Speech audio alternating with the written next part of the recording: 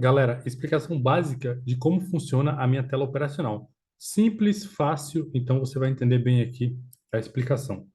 Então vamos lá. Eu divido minha tela operacional focando em dois motivos.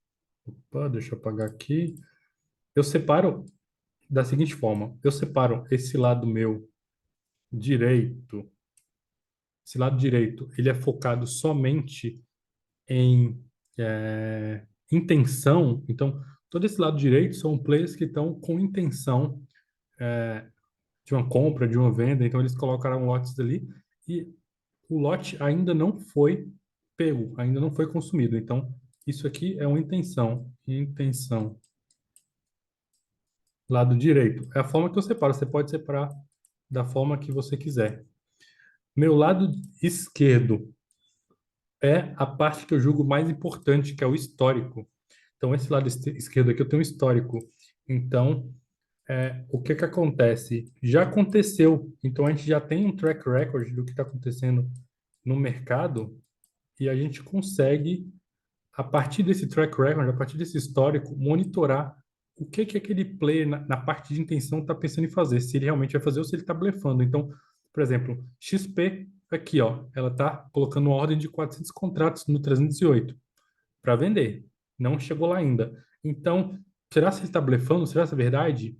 E aí eu tenho que olhar no histórico qual que é o que a XP vem fazendo durante esse tempo. Quando eu pego o saldo do lote, dos lotes grandes, né? O saldo do dólar padrão, que é realmente o que a gente está vendo ali na intenção, a gente vê que a XP realmente ela é um dos mais vendidos ali do dia, é o mais vendido, na verdade, em dólar cheio.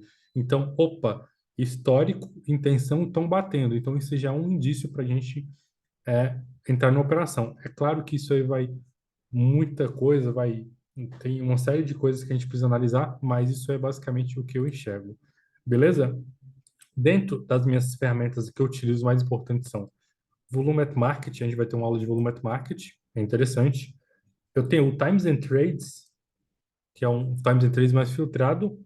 Eu tenho o Volume at Price, e eu tenho o saldo aqui dos players ali no dólar cheio. Do outro lado eu tenho aqui o Times and Trades também, só que é um Times and Trades menos filtrado, e eu tenho aqui outro saldo dos players, só que esse é só do dólar mini.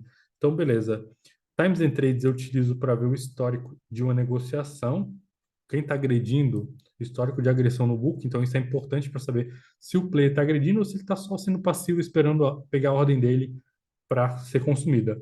Eu tenho um saldo para me ver quais os players estão mais posicionados no dólar mini. Eu tenho um volume at market para chegar ao volume. E se o mercado ele está muito profundo ou não, para onde tem a liquidez, para onde o preço pode chegar. Então isso é importante. Eu tenho outro Times and Trades aqui que ele é mais filtrado com lotes acima de 40, isso aí vai dar uma extrema importância na hora que o mercado está mais corrido, está num certo rally, você vai olhar mais para esse Times and Trades.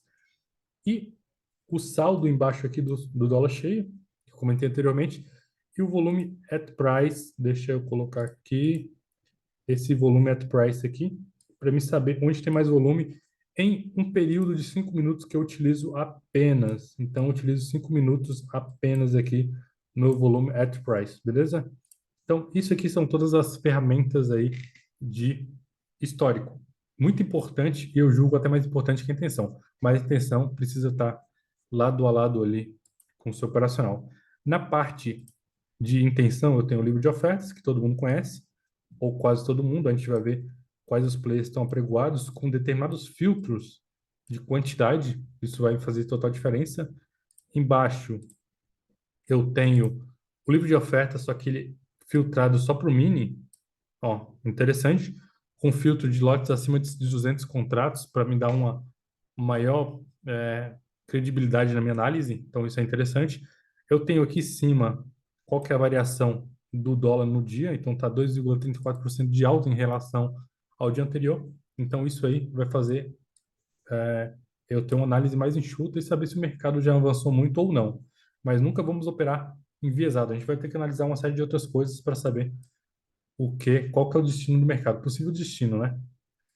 Aqui, ó, do lado direito, eu tenho dois superdons e muita gente pergunta, Diego, por que que eu preciso de dois superdons? Porque em determinados momentos a gente precisa estar analisando onde está o preço do ativo em ambas, tanto no mini quanto no cheio. Então, isso é interessante porque a gente pode fazer uma arbitragem operando os dois. A gente pode ver um entrando no leilão, o outro não. A gente pode ver, às vezes, o cheio com maior liquidez do que o mini. A gente pode ver, às vezes, escora em um e não ter escora no outro. Então, diversas formas a gente vai utilizar esse Superdom, beleza? Então, é interessante você ficar de olho nisso aí. A gente vai ver o saldo de agressão aqui do preço em ambos. Então, eu sempre fico de olho. Coloca o cross order em um, que eu vou explicar depois o que é cross order. Então, basicamente, eu utilizo minha tela operacional dessa forma. Não utilizo o gráfico porque, como vocês sabem, eu acho o gráfico, não acho, mas eu tenho certeza, é atrasado.